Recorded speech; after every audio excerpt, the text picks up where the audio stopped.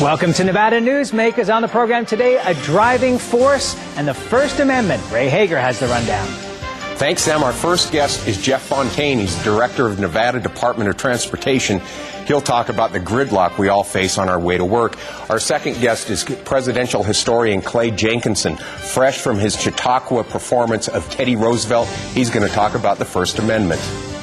And coming up on the Power Pundit panel today, Martha Gould, John Mason, and Anjeanette Damon. It's all coming up next on an all-new Nevada Newsmakers.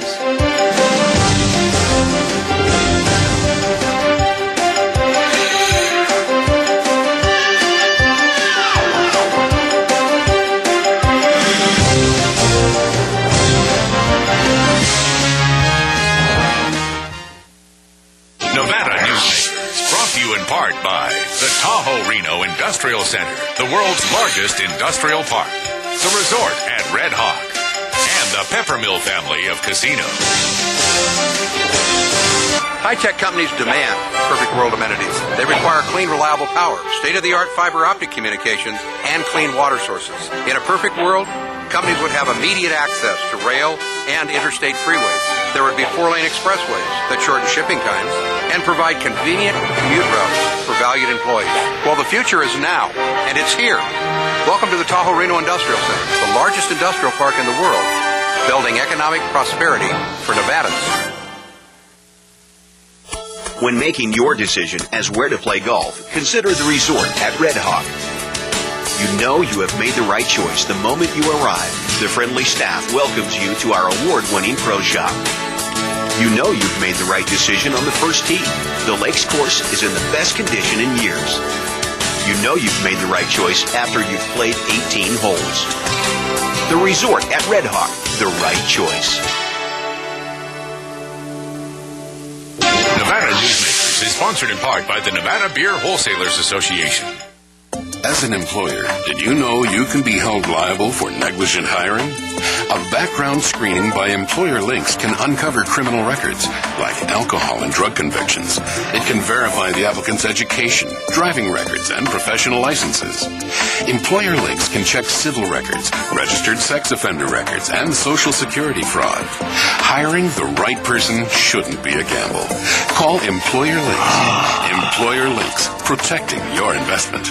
I tell you, John, this industry has really changed. Tell me about it. You seem to do pretty well last year. What's your secret? No secrets. Although I'll tell you something. The smartest thing I did was sign up with Pro Group Management. Really? Yeah, they do workers' comp, right? Yeah, their services are great. And get this, they saved me 30%. I've heard they saved others 50%. That works for me. Pro Group Management. Finally, workers' comp that works for you. This is Nevada Newsmakers with host Sam Shad, a no-holds-barred political forum. Now, from the Nevada Newsmakers broadcast headquarters, here is Sam Shad.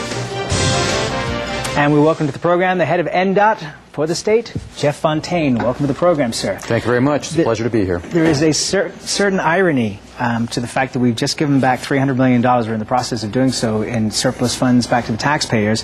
And at the same time, in the out years, 2008 2014, we're going to need an additional $2.4 billion in revenue to keep up with roads.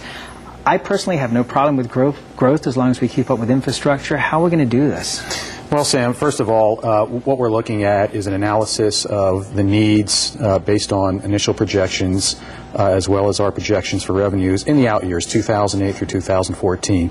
Right now, NDOT is underway with its largest construction program ever. We have about $685 million worth of construction out there, and we plan to put out to bid in the next 6 months another $735 million in projects. Those projects are funded through 2008 and as long as it takes to complete those projects. What we're talking about is the needs for the future of this state. We project, continued growth, and by 2010 there's projected to be 2.8 million people in this state, 415,000 living here in Washoe County. In addition to the growth, more people are driving even more miles because the growth in travel is greater than the growth in population. That's a trend across the country and certainly a trend here in the state of Nevada. We also project a significant increase in freight truck traffic coming through the state with the ports in Oakland and Southern California, the expansion in their capacity there. That freight is moving inland. It's moving across the interstate highways in Nevada. So we want to look out in the future. We want to make sure that the projects that NDOT is working on now, that we're starting the environmental assessments we're actually in the planning stages and in some cases design.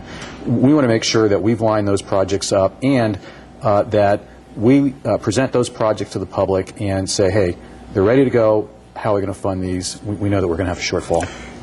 Because we're going to have a shortfall, do you favor an increase in the gas tax to help cover some of these expenses? Well, we're not favoring anything at this point, and in fact, what the governor and the State Transportation Board did was establish a task force to look at these issues, and the first thing that this task force will look at is, number one, the needs, number two, our analysis in terms of the revenues, and the costs and the projections, and then three, start looking at various alternatives. Now, we're not proposing any types of increases in taxes or anything else at this point, but you look across the country and every state is facing this situation. Nevada, of course, more so because of our growth, but states are looking at tolling, public-private partnerships, a variety of different mechanisms. So the gas tax in and of itself isn't necessarily the only way to go.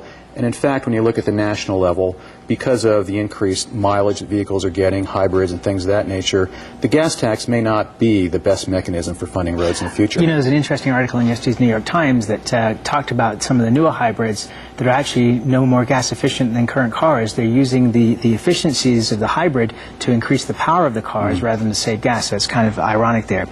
What do you think? And I'm not sure if you want to step into this mess.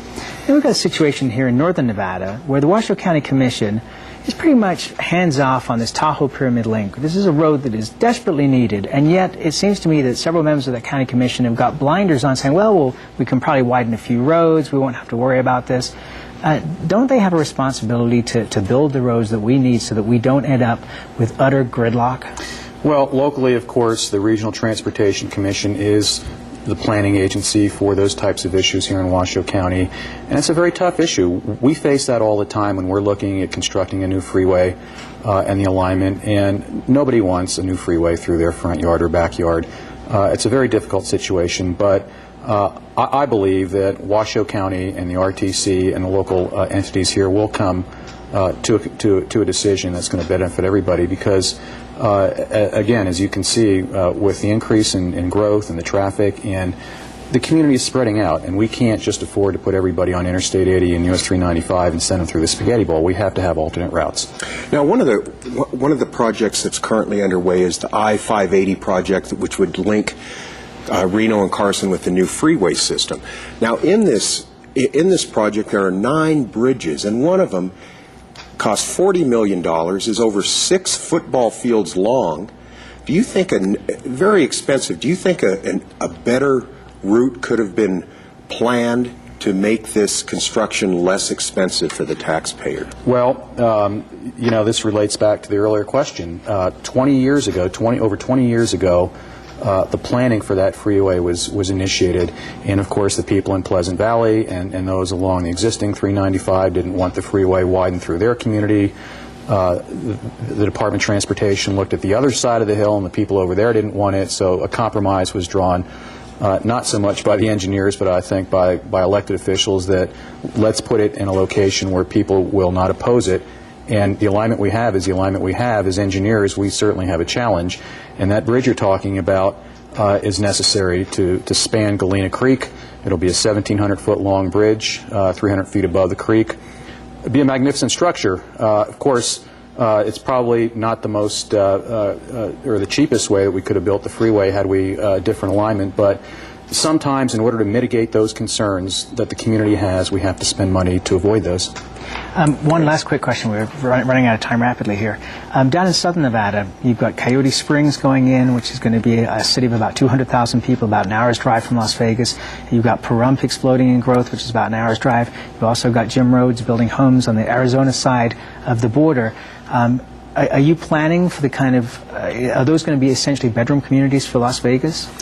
Well, we certainly recognize the growth that is occurring, particularly outside the community, and a number of projects that we're doing, I think, will accommodate some of those communities. For example, In southern Nevada, we're underway with building a new bridge across the Colorado River, magnificent project. And that's going to open up that Arizona line? That will open up the Arizona side. Of course, a part of that project, or the extension of that project, will be a Boulder City bypass, a bypass around Boulder City. Looking out to the north, Interstate 15, we've got some plans to widen Interstate 15 as far north as Apex. So we've got a lot of plans underway for road projects in southern Nevada. Again, the growth is not going to stop down there.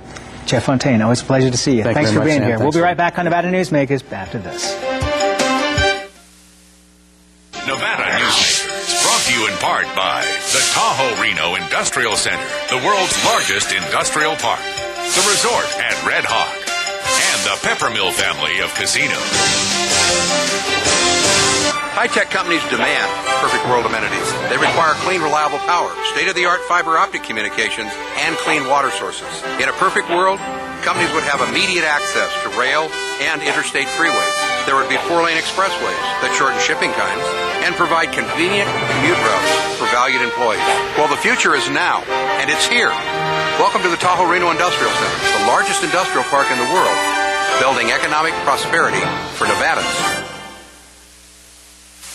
When making your decision as where to play golf, consider the resort at Red Hawk. You know you have made the right choice the moment you arrive. The friendly staff welcomes you to our award-winning pro shop. You know you've made the right decision on the first tee. The Lakes course is in the best condition in years. You know you've made the right choice after you've played 18 holes.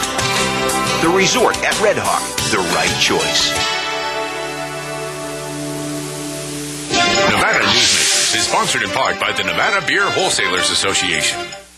As an employer, did you know you can be held liable for negligent hiring? A background screening by Employer Links can uncover criminal records, like alcohol and drug convictions. It can verify the applicant's education, driving records, and professional licenses. Employer Links can check civil records, registered sex offender records, and Social Security fraud. Hiring the right person shouldn't be a gamble. Call Employer Links. Employer Links, protecting your investment. I tell you, John, this industry has really changed. Tell me about it. You seem to do pretty well last year. What's your secret? No secrets. Although I'll tell you something. The smartest thing I did was sign up with Pro Group Management. Really? Yeah, they do workers' comp, right? Yeah, their services are great. And get this, they saved me 30%. I've heard they saved others 50%. That works for me. Pro Group Management. Finally, workers' comp that works for you. And now, back to Nevada Newsmakers with Sam Shad. And we are joined by Clay Jenkinson. He's the author of Becoming Jefferson's People, Reinventing the American Republic in the 21st Century. Welcome, as always. Always great to be here. Okay, let's start out with talking about the First Amendment, because I've been going on now for several weeks about this issue of the reporter for the New York Times being in jail for a story that she didn't write. That, to me, is just unbelievable. And by the way, today is the 2-week anniversary of that jailing. Talk to me about the First Amendment. Well, the First Amendment was passed without a lot of congressional discussion. That's one of the interesting facts about the Bill of Rights, that they really were adopted without significant national discussion. If they'd known how important the first 10 amendments would become, the debate would have been protracted. But the First Amendment has been seen by the courts as a practical absolute. We can all think of some instance where free speech has to be curtailed, but I don't think this is one of them. There is a very long-standing tradition in this country of journalists being able to protect their sources, and without it, we wouldn't have had Watergate. We wouldn't have had the New York Times leaking the Pentagon Papers. Some of the most important steps forward in the progressive movement in the history of this country and accountability in government have been made possible by leaks, by secret sources, and by the sanctity of the First Amendment. So we can't blanch now over something as tiny as this.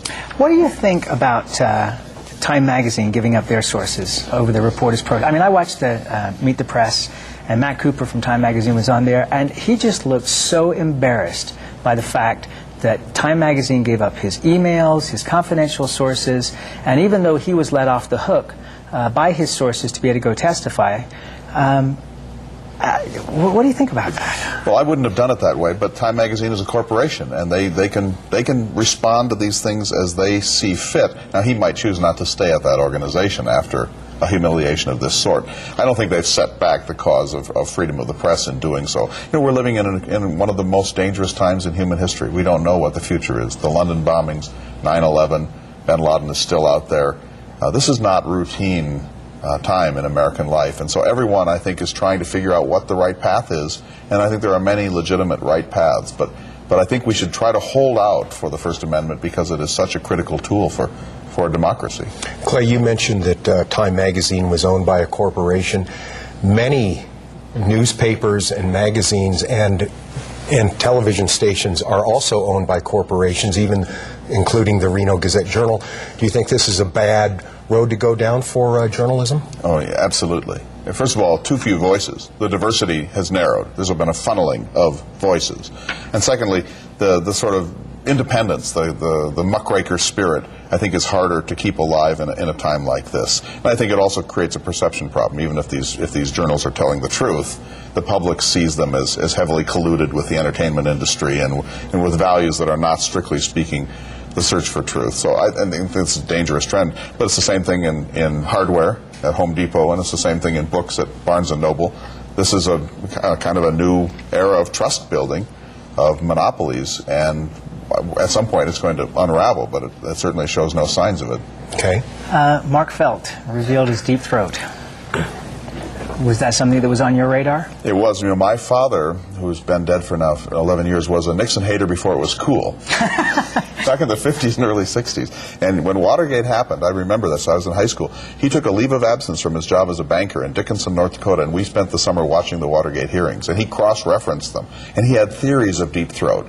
And when Mark Felt came out a couple of weeks ago, about a month ago now, I just wished my father were still alive, because it would have been one of the great days of his life, and he would have gone back and read all of the books to try to figure out what he had missed.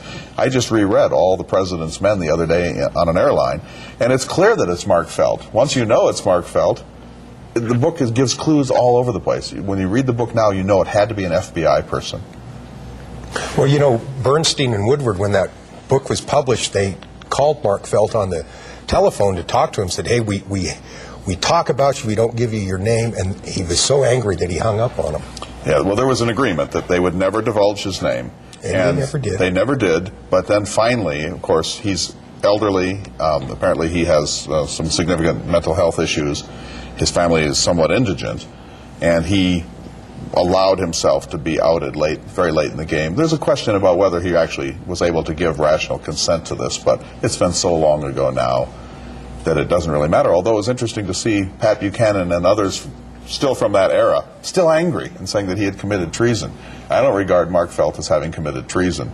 There was an FBI compromise of integrity to serve Nixon's crookedness. When the FBI serves the crookedness of a president of the United States, that's a bigger treason than a gutsy second man in the office. He's almost a whistleblower, in a way. A quiet one. Meeting late at night in those parking garages. It's one of the great stories in American life, and it fueled, as you know, a whole generation of journalists, including probably Judith Miller. Indeed. We're out of time, but as always, a pleasure to have you here. Come back soon. Whenever you ask. You could be here every day. Becoming Jefferson's People, Reinventing the American Republic in the 21st Century. Available everywhere? Everywhere. All righty. We'll be right back on Nevada Newsmakers after this. This is Nevada Newsmakers. Since its creation more than a decade ago, the Southern Nevada Water Authority has focused on 3 goals: preserving water quality, improving water conservation in Southern Nevada, and meeting the community's current and future water needs. Through thoughtful planning, responsible management, and collaboration, it's succeeding. As we move into the 21st century, the authority continues to embrace sustainable water development and efficient water use. That's our promise to Nevada. When making your decision as where to play golf, consider the resort at Red Hawk. You know you have made the right choice the moment you arrive. The friendly staff welcomes you to our award-winning pro shop. You know you've made the right decision on the first tee. The Lakes course is in the best condition in years. You know you've made the right choice after you've played 18 holes. The resort at Red Hawk, the right choice. I tell you, John, this industry has really changed. Tell me about it. You seem to do pretty well last year. What's your secret? No secrets. Although I'll tell you something. The smartest thing I did was sign up with Pro Group Management. Really? Yeah, they do workers' comp, right? Yeah, their services are great. And get this, they saved me 30%. I've heard they saved others 50%. That works for me. Pro Group Management. Finally, workers' comp that works for you. As an employer, did you know you can be held liable for negligent hiring? A background screening by Employer Links can uncover criminal records, like alcohol and drug convictions. It can verify the applicant's education, driving records, and professional licenses. Employer Links can check civil records, registered sex offender records, and Social Security fraud. Hiring the right person shouldn't be a gamble. Call Employer Links. Employer Links, protecting your investment. And now, back to Nevada Newsmakers with Sam Shad. And we're joined on our Power Pundit panel today by Martha Gould. We have Anjeanette Damon here from the Reno Gazette-Journal and attorney John Mason. Welcome to all of you. Okay, let's start out with you, Anjeanette. Dina Titus declaring all over the place over the last 48 hours. When we interviewed her on the program yesterday, I just kind of sensed that she had gone from just plain talking Dina to candidate Dina. There just seemed to be a difference in the way that she was projecting herself. A lot more platitudes. Yeah, I think a lot of what she says seems like rhetoric that has been helped along by some of her consultants, but she's still Dina Titus. I mean, you can still, when you ask her questions, she believes in what she's saying. I get that sense. It's just maybe a different packaging of how it comes out of her mouth. She's going to be a very interesting candidate to watch. She is outside of that kind of political establishment, so it's going to be a really fun race to cover for a newspaper reporter, I can tell you that John, much. what's your take on the governor's race at this point? Well, it's been really interesting to see the jockeying around, and I'm seeing that bugaboo again of the powers that be trying to manipulate candidates, either isolate them or bring them into the race. And may I ask, for example? For example, Chancellor Rogers speaking up in the Gibbons campaign when Chancellor Rogers isn't even a candidate. I don't know what motivation he had other than people that he's been talking to. Like the governor. It was noted in the Reno Gazette-Journal that he'd met with the governor.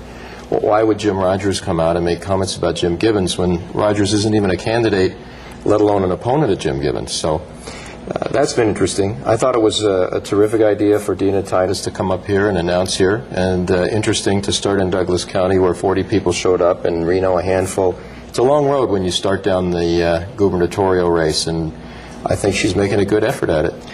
Do you think that she's going to be able to raise the money, Martha? I think probably she will be able to raise a fairly decent amount of money. I think she's a formidable candidate. One of her biggest problems is going to be, I think, making people in the North believe that she really thinks in terms of statewide issues, because in the legislature she's always been very much Clark County, Las Vegas.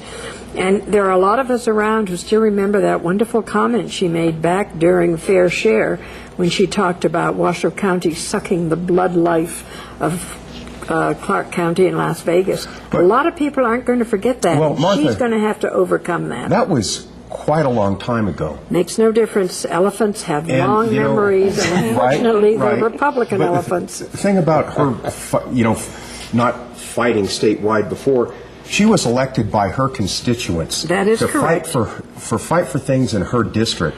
And now I think she can pull out and fight for everybody in Nevada. I don't think that will be an issue. I read her press release on the internet.